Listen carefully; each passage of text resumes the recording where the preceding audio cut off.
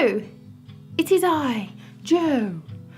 Some people have asked me how I've been getting on, and you know, I'm really flattered because I started my vlog literally to help new colostomates because I wasn't finding as much info on colostomies in particular, and people have just been really interested in me, in my personal story, and you know, that's really an honour, so thank you, and let's begin.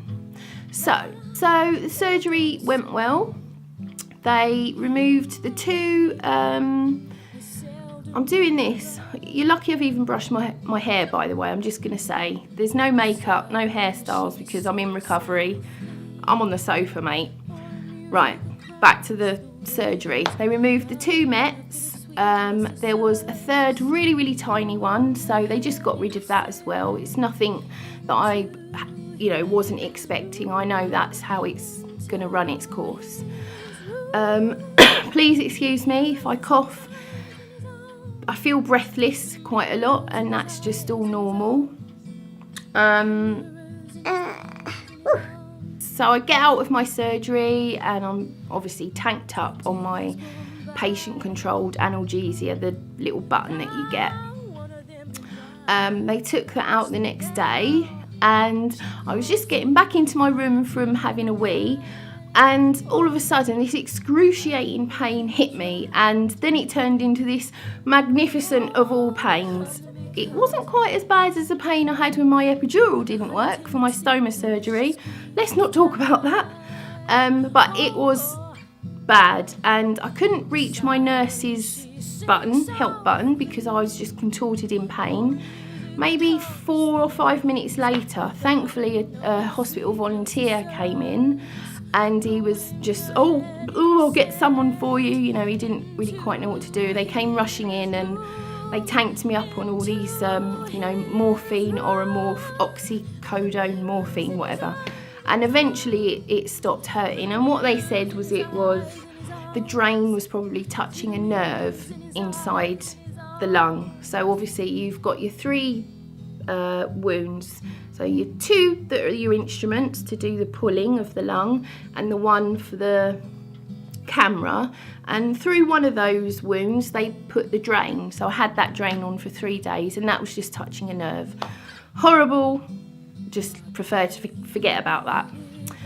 So it all went okay. I could have come out a bit earlier, but I had a blockage. I had some nasty opiate blockages, and I think a lot of ostomates will be able to relate to this. If you've had strong painkillers, it tends to bung you up. I mean, it bungs you up badly. I was given every laxative known to mankind.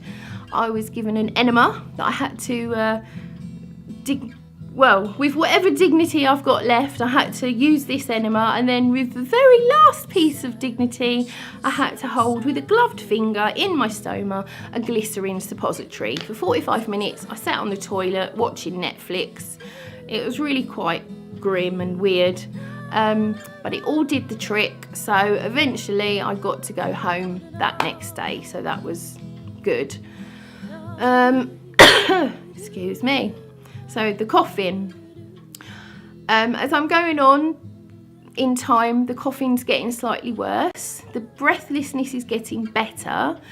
The coughing's getting worse because it's my lung just trying to heal itself. On Monday I had an x-ray, and they said there's a little bit of fluid. They need to keep an eye on it, but hopefully it'll just be recycled back up into my body. That sounds gross. Pain, not too bad. I've weaned myself off of tramadol, and now I'm just using codeine and an anti-inflammatory, like a strong ibuprofen.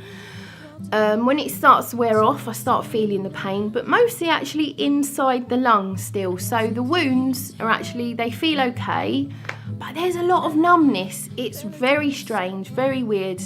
So obviously some nerves have been cut into on my side, which might be connected with this part of my arm, and also because apparently I had my arm like this for 3 hours, and that can stretch the nerves and it makes them not work as well.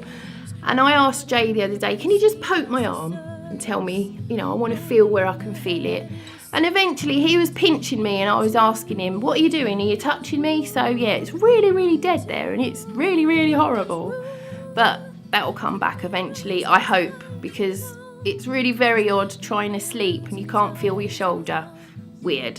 What else do I want to say? I don't know. You might have seen a little thing about Austria and how a wonderful charity, the Exentis Michael Trust of the Grand Pier in Weston-super-Mare, has given me a grant of £1,300, which is what I roughly calculated would cost for me and Jade to be able to go to Austria, so I can get to stand on my mountain and I'm going to scream and shout at cancer and swear a lot. But then I'm going to sit all zen and I'm going to take in the beauty and I'm going to just have some amazing memories for my life. Let's not go into emotional territory here because, you know, this is just a video. I'm writing my memoirs.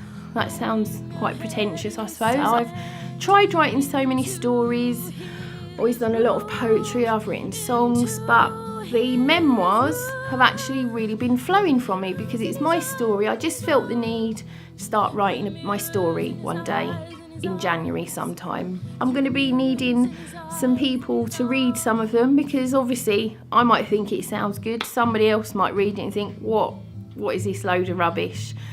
You know, I think I'm being funny and it's not funny at all. So I don't know, before I submit it, if I want to an agent or a publisher, I'll need some independent readers. So if anyone would like that job, if you've got a day on your hands, give me a call, give me a message.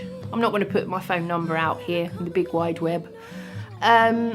Yeah, I think that's it really. And I just really, again, want to say thank you for your interest. It's really just so lovely that people have taken an interest in me personally. And again, keep messaging me because I love messaging you. I love chatting to you all. And if you've got anything you want to vent, got any problems, issues, talk to me because, you know, cancer's the last thing that, my cancer is the last thing that I can be bothered to be talk about. I'm happy to talk to you about it if you want to know my story, but if you've got problems, bring it on.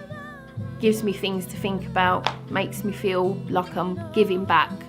So thank you for watching. I'll stop waffling on, this must be so long.